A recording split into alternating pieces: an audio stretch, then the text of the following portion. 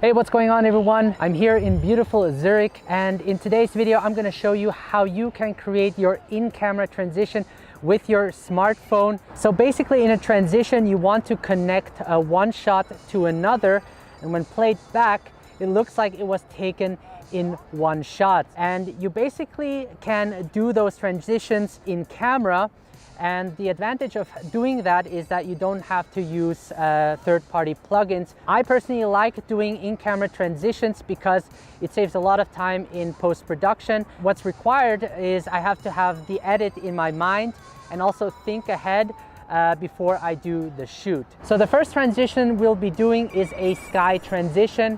The way how it works is I basically start from a lower angle and then move the camera upwards towards the sky, and in the next shot I move from the sky downwards. And I'm first gonna set the focus point and lock the exposure by tapping on the screen, and then I'm gonna say action.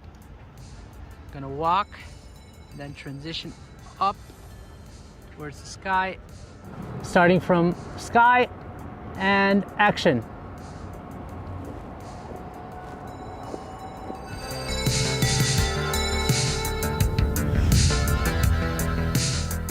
So the next transition we're going to look at is the slide transition, where you basically slide with your camera from one direction to another. And in the second shot, you want to follow the same direction to make it work. So in the first shot, when I move like this, the second shot should be the same motion as well. And you want to basically increase the speed as you go and then slow down the speed in the second shot. This way you will also save time in post-production and don't have to add speed ramps to your video. So I'm just gonna first focus on George, gonna lock it, and then I'm gonna start and action. Like that. So again, I'm gonna lock focus, and then I'm gonna wipe from right to left.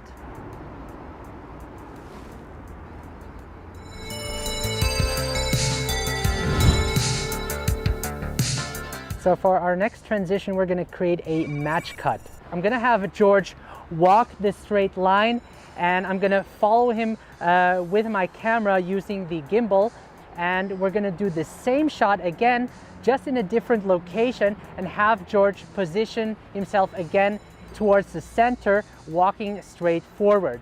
And what this is going to do between the two shots is George will still be in the center, and when it cuts, just the location changes. Let's go. This is gonna be a nice match cut. Action.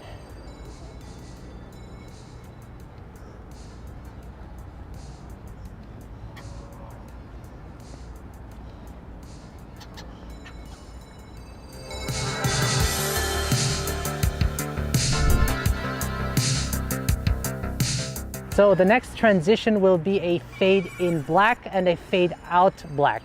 And I will have George standing right over there looking towards the city, and I'll be moving my gimbal close to his jacket so everything fades into black. And the same thing in the second shot, I'm going to start very close at the subject and then move away to reveal the new location. So again, I'm just gonna lock, and I'm just gonna push in, and action.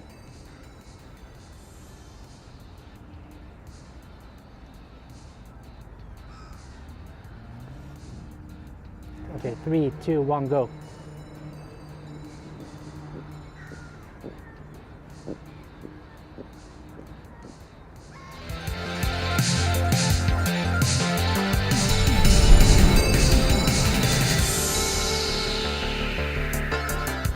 So the next transition will be the mask out frame transition, and this is basically where I will be masking out a frame. It could be a window, it could be a phone, it could be a door or whatever. For this example, I'm going to have George holding the phone with a green screen The reason why I went with the green screen is because I can mask it out easier in post-production. So let's do that. And action.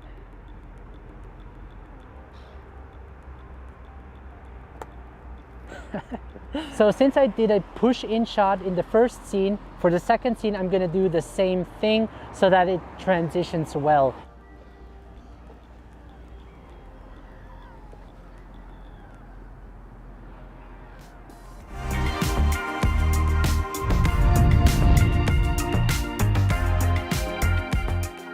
So next we're gonna talk ding dong. So next will be a masking transition, and we're gonna use this tree to do it. You basically want to have a foreground object pass by the lens. And in the second shot, you just want to make sure you move the same direction like you did in the first shot. You don't have to have a foreground object in the second shot because you're gonna mask it out in the first shot in post-production. Okay, so let's do it. So I'm first going to change it to telephoto, then lock the exposure, and action.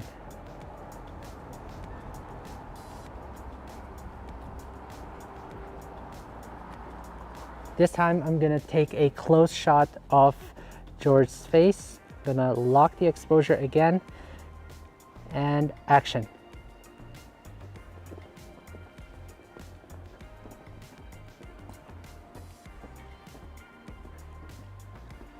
All right.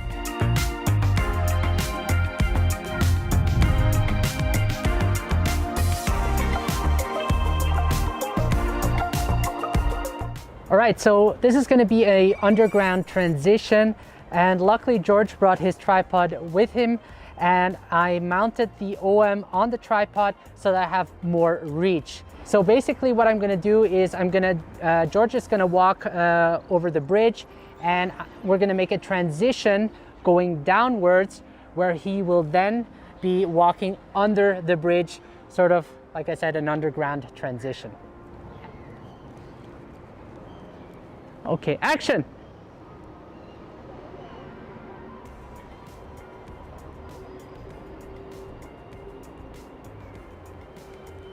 Oh. Okay. 3, oh wait a second. 3, 2, 1, go.